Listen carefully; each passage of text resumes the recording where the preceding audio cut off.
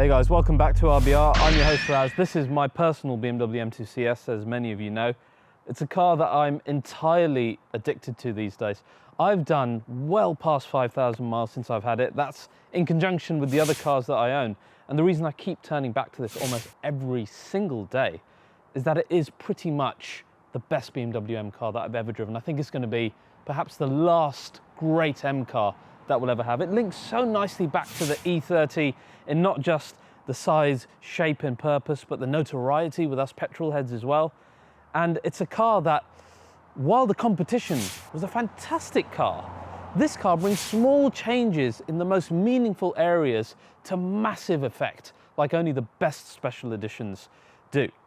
And today we're going to celebrate it. We're also going to look at the one thing that lets it down, which is the exhaust noise thanks to EU regs, etc.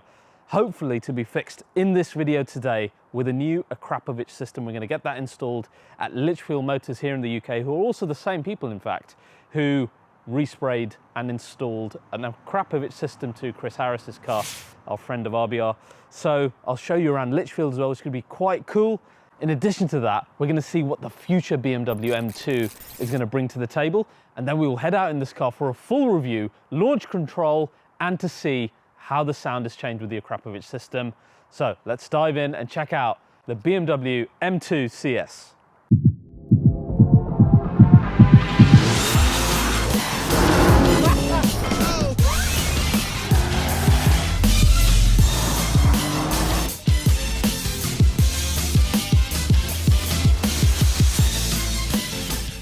So when anybody ever asks me, what does my CS drive like?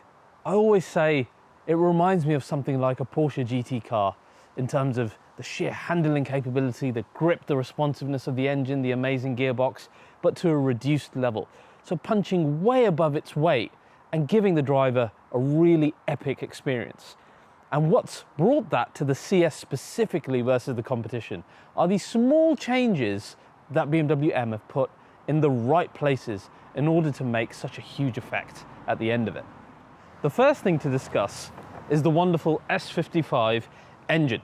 This is, of course, the twin-turbo, monoscroll turbo engine that we found in the previous M4. It's a well-tested engine, and this is the last car that it makes its appearance in. Underneath the bonnet is gorgeous. It's exposed carbon fiber. Sadly, I haven't got an M2 CS logo like you find in the M5, but anyway, it's just lovely and eventful, and it's great to see the carbon fiber when you open it. In the competition, it produced 410 brake horsepower, but in the CS, it gets a massive bump all the way up to 450 brake. Now, when you look at the rest of the CS models, this is by far the biggest boost in power that any CS model has ever gotten. You look at the M4 CS, that got a measly boost of less than 2% of just 10 brake horsepower. You look at even the M5 CS got a boost of 1%, again, with around about 10 brake. This is getting another 40 brake horsepower. So rather than being a nominal addition, this is something that's actually going to make a big difference. The other thing that makes this car great is having the 6-speed manual as standard and the last ever DCT that we're going to get in this type of M car. Sadly, the new torque converters, even in the great M3 and M4, just don't shift as snappily as this DCT. And you'll see just how quick it is on launch control because of that as well. Our car today is, of course, the DCT. So, big power bump, great transmission choice, and after that, the usual CS changes, which are so important. The first, which is the most important in terms of design as well, is our carbon fiber reinforced bonnet. This is half the weight of the standard one. It looks amazing, which has got the same design as the one that we had on the M4 CS, and somewhat reminiscent of the M5 CS as well. But what's more reminiscent of those cars is the function that it has of having better downforce and helping with engine cooling. You also see the lovely carbon fiber exposed underneath the vents there as well, which looks fantastic. So that's a great addition. In addition to that, we've got the first ever carbon fiber roof in a sandwich design. It's got no seals, no roof struts, etc. All the insulation taken out, really good acoustically, lowers the center of gravity, and of course, great weight saving, and most importantly, rigidity added because of that as well. Next, more carbon fiber. Of course, you've got the mirrors, ignore that, that's just aesthetic. The front splitter, which you see aftermarket parts, too many on normal M2s and competitions. Please don't do this, guys. This has been aerodynamically optimized for this car. So this works in conjunction with our larger spoiler on the back and our diffuser in order to push air more efficiently through the bottom of the car and again aid with downforce. The wheels are of course forged. My ones are gorgeous. These are the frozen gold option. They're an absolute ball ache if you damage them, because underneath the gold tint is ball polished wheel, just like a Rolls Royce, with a gold tint on top of it and then satin lacquer.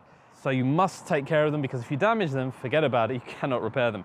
These come standard on Michelin's Cup 2s, which were homologated with the car, which are brilliant tyres, of course, in the summer, but not so great all weather. So I removed them and added the PS4Ss instead, and it's transformed the car in all weather.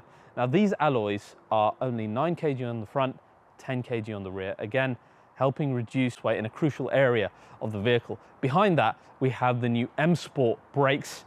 These are large. These are 400 millimeters on the front, 380 on the back. We've got 6 piston calipers on the front, 4 piston on the back, finished in red, especially for the CS, matching nicely again to our M5 CS. You can get the carbon ceramic brakes, which are the only option that allow a weight reduction next to the competition. Well worth doing. I actually want to go back to the Welt at BMW factory and try and get those installed later. But all of these things are your typical CS changes, apart from the power bump. The one thing that makes a massive difference in this car versus the competition is the addition of the adaptive suspension taken straight from the M4. And it really transforms this car as a daily and as a more rigid focused sports car. So now you get the addition of comfort, sport and Sport Plus, thanks to the adaptive dampeners. Now this has been the standout addition for me. Even though it ends up making the car as heavy as the competition, what it gives in return is so much more breadth of ability. You've got a car that's more comfortable, in my opinion, than any other M2, yet more rigid when you put it into Sport Plus. And you'll see that to great effect when I drive the car later. Now there's some more changes that come with the CS, and they're all inside. So let's head inside and check those out, and then let's talk about the exhaust system. Now the interior was a big thing that gravitated me towards the CS versus the competition. And it's big things like use of actual Napa leather, for example, because materials and fit and finish are so important for a premium sports car. Whereas your competition has the rougher, more man-made looking leather, this has got the fine merino leather that you would find in something like a 7 Series, mixed with Alcantara and the fire red stitching, and lovely perforation in your typical BMW M traits like the tricolor logo here, your seatbelt sign over there. You've got some CS specific details which are gorgeous. For example, our front trim strip here is Alcantara, but we've got the CS logo inscribed within it, and behind it the red element is like a gloss red, so it really shines and stands out. It actually looks better than the one than you even find in the M5 CS, which is just kind of a red carbon on top of the trim. Similarly, on our very, very thick steering wheel that I'll get onto in a minute, you've got the CS typical logo like you find in the M5 CS as well. That paired with the generally great ergonomics of the standard M2 interior, you know, the driver-centric center console. Steering wheel is great. The new one just doesn't work for me. I love this old steering wheel that BMW M have on this, now the last car to have it. You've got a nicely small shaped airbag, lovely sporty looking spokes. It's a very thick rim that some people don't really like, but you know, I'm quite used to thicker steering wheels. There's other things as well, like the use of actual carbon fiber on our grab handles here, which again makes such a difference versus like that basket weave exposed carbon, which was awful in the normal M2. So again, things like that make a big difference. Got Alcantara on the door cards. Everything just feels that much more premium. All you needed was like merino leather on the dash, and that's it. Would have been as good as the M4. But I'm really pleased with it. That element of the interior, using good materials, has really escalated this to a high level for me. Then the other really unique bit of the CS is this lovely exposed carbon center console, totally unique to this car. Yes, you haven't got the old, you know, little storage compartment here or the armrest, but you don't really need it because your arm rests quite nicely here. And I look at this part all day and it just looks gorgeous. It looks fantastic. I love it. And it just exudes that racing DNA that the CS is all about. So that I absolutely love. I added a silly little thing on my cup holder lid here from M-Town, a little sticker. It's a memento of when I was in the M-Town spot. The first time I ever saw the CS actually was a merino blue one at that film set, and well, here we are today, actually owning one, which is great. Of course, the iDrive system is the usual. I tend to default to Apple CarPlay. It's all touchscreen if you want to use it. If you don't, the great thing is you have this system here, so you don't need to mess around over here and make things unsafe. You've got the old split screen system. Within there, though, you've got our M1 and M2 drive settings, and I've set my M1 to be generally more comfortable with sport steering and the engine in sport. Then M2, everything goes to Sport Plus and MDM on the traction control as well, and you can just switch those from your steering controls here. One other nice unique touch is having the M2 CS logo within our semi-analog, semi-digital screen here. I actually quite like this driver's end screen. I think it's quite cool. You can't really tell which part of it is digital and which part is analog, but I think it works for the M2 because it's a partly digital, more analog car in my opinion. So I already mentioned the material finish on the M Sport buckets, which is lovely with the merino leather. You've got the tickle holes in between, which is great.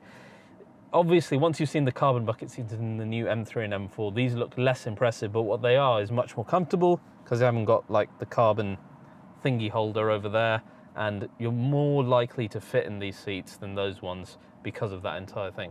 I actually really like these. They're so comfortable. They hold you in place well as well, and they're a one-size-fit-all solution, so that's pretty cool. The rear has been a real hit. I've got a 4-person family, so 11-year-old, 2-year-old, wife. It's usually the wife in the back with the 2-year-old, and this is the car that she's most happy to sit in. That's how good the adaptive suspension is. She prefers it to like the C63, which I was just not expecting coming into a track car. There's loads of space for the little one to sit as well, swing his legs around and go to sleep in the back. Again, wasn't expecting that in a smaller car like the M2, but it seems to have as much space as my largest C63, so this has been quite the hit as a family car. Now guys, let's get to the most important bit, the exhaust system. Let me remind you what it sounded like originally, which is like this.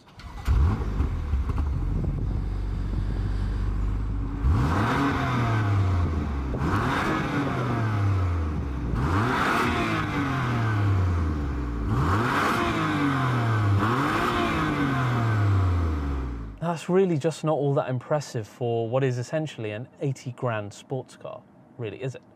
So I got in touch with Akrapovic and we thought we would install their slip-on rear system.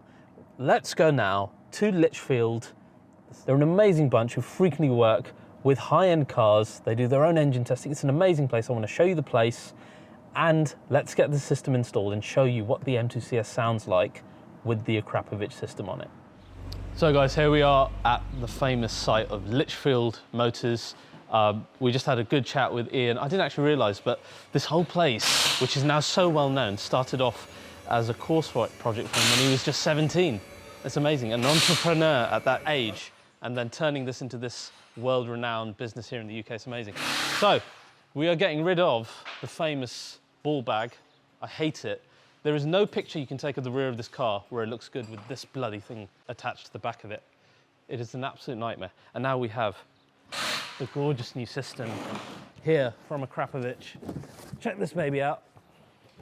It is glorious. It is glorious, and it is super lightweight. Look at that. Light as you like. Nice Akrapovic logo there. So now this will replace that horrific thing. So they're just about to do that. I asked them to stop so I could show you what's going on over here. Some car porn for you guys. Look, it even says remove before, well, almost. Remove before use, but we know it means remove before race, really, don't we? They're the lovely carbon tips. Really nicely done. Look at the difference between that and that. Here, we also have a valve control module that comes along with the car. Essentially, we can keep the valves open even if we are in efficient or comfort mode that the M2 has, and you just use this to turn it on, which is great because you can drive normally, have the valves open and listen to some of that Akrapovic music. Now, I just want to show you a few things around here in Lichfield because this is a pretty awesome site and you need to see some things here. Now, bread and butter here at Lichfield is doing GTRs. So you can see there's loads of them here and they really know what they're doing. They even have an engine test bed over here. Come and have a look at this. So as far as we know, they're the only people in the world who are able to test a GTR engine on the bench, and that allows them then to get a better idea of how they can tune it, test the tolerances of the engines, the turbos, etc. And what I found quite cool, check this out here. They've even got a hand-built by Litchfield badge. So if we're talking experience, know-how, the ability to customize something, the ability to test something, which is so important, then I've never really seen a setup like this. It's fantastic. Now I want to show you a famous car that they have, which has also been PPS like some of my cars. Let's have a look at the GR Yaris. So they've got their own dyno, as you would expect, so they're able to test things, but this is their famous GR Yaris, which has been modified. The thing that I love about it, of course, it's got PPS colour change on here, which is fantastic. So this is a nice Oxford green, I think he said, didn't he, Jamie? Ian? Oxford green looks fantastic on the car. It's really changed the entire look of it. If they're doing a tune here, they're able to test it on the dyno, plus all the other information they have. It's really a great one-stop shop to get your car modified, tuned, and they deal with Porsches. We had a C63S just come in front of us when we spoke to the owner. Loads of BMWs, loads of Nissans, all the best stuff comes here, McLaren. Can't wait to see now what the M2 CS sounds like with the new system installed. There we go, guys, all installed. It looks glorious. I mean, the size of the Akrapovic pipes versus the standard ones is very dramatic, let's put it that way. And in fact, even more so is the lack of that horrible ball bag, as we said. And now we've got the car really looking like it should have looked out of factory. The pipes themselves are gorgeous. It's the type of thing that you'd want to display in your house, but sadly it's got to sit under the car to get some nice noise out of it for us. But it all looks amazing. Got the new diffuser, as I showed you, a bit more angular than the standard one from factory. Similar design, Akrapovic logo. See the markings here, made in Slovenia. Now what it sounds like is a different matter altogether. They just turned it on for me. I couldn't believe it was the same vehicle. It's what the car should have sounded like from factory, let's be honest. I can't wait to show you. Let's take it home, and a huge thanks to Litchfield. So guys, we're back. The system's on it. It looks fantastic. The exhausts look so much better. They look bigger. Gone is the ball bag and the ball sack. Just look at the rear view now. It looks amazing compared to what it used to look like. Super happy with the look, but I'm even happier with the sound. Before I get onto that, one thing you get with the Akrapovic system is this lovely little remote, and you can actually attach it somewhere. I decided to attach it up here because the shape seemed to mirror like the SOS and the airbag button up here. So I've attached the holder here, and now you can stick it on here, and it essentially works like an exhaust button. So if I press it, when the white light is on, it means that the system is not active, and when the red light goes on, you can hear the valves open as well. That means it's active. You can also use the Akrapovic app, which then you can name your car in there, and then you can use the app to open and close the exhaust valves as well, and it works perfectly. So let's turn it on. Let's see what this sounds like. I think you're going to be very, very happy.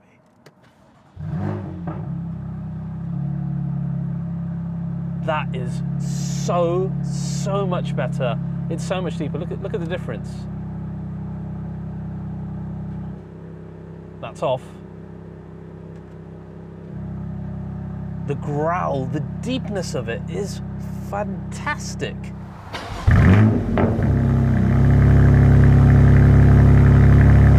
Right, now let's give it some revs and see what it sounds like.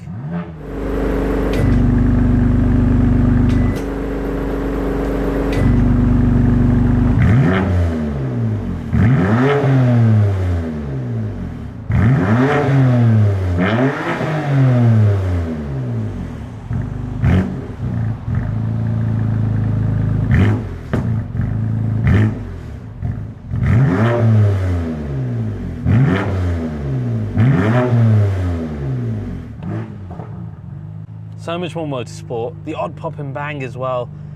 It's really, really nice and deep and rumbly. More on this when we go out on the drive in a minute. Before that, I just want to talk to you about one other topic, which is the future M2, and then we'll see how much the exhaust has improved the overall amazing driving experience in the CS. Now guys, before we go for a drive, I think it's important that we talk about the next M2. Where the new M3 and M4 have disappointed many with their controversial front ends and general styling, the M2 is going to maintain some of the flavour of our lovely CS car here. We've seen the leaks, we've seen what it potentially could look like if those end up being true. So I'm going to render this for you right now and show you what I think it's going to look like. It looks like a 80s rally car now, doesn't it? If these end up being true, you've thankfully got a more standard BMW grille, which is very square. We've got air intakes that are quite reminiscent of something like a GT2 RS, being large and square in shape. You've got extended wheel arches, as you always do, but more aggressive than M3 and M4, I think. You end up, I think, with the same multi-spokes that we saw in the M3 and M4 as well. A large extended side sill, wide arches on the rear as well.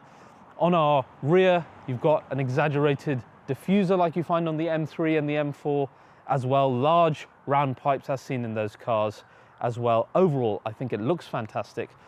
What's it going to be powered by? I think the same engine as our new M3 and M4. So that S58 engine, I'm guessing around to the tune of maybe 440 brake horsepower.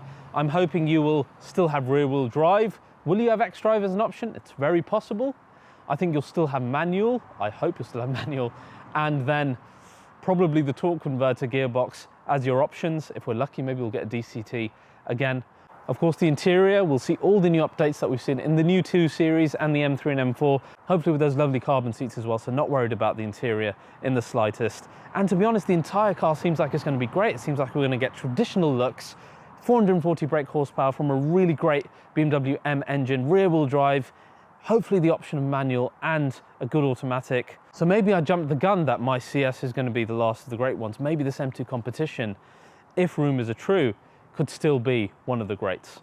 Now, let's go for a drive, because I really am itching to show you what this car is capable of.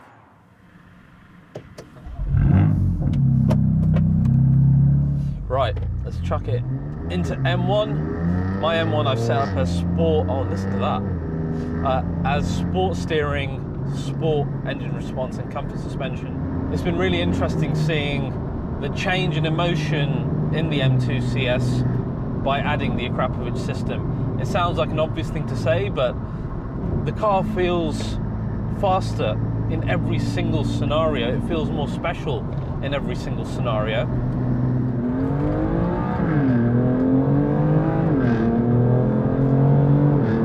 And that sound you never used to get. And you can't really put a price on something like that. Well, you can, and of course they have, but it's pretty reasonable considering how much better the car feels and sounds.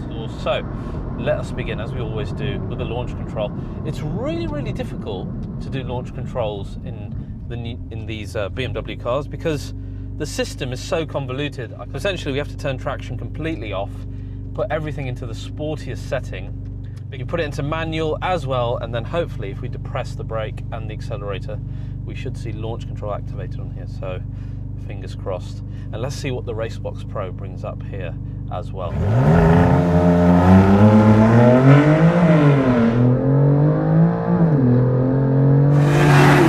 There you go, guys, 4 seconds dead. That's 0.4 seconds quicker than the manual car. People have gotten it under that as well. That's damn impressive.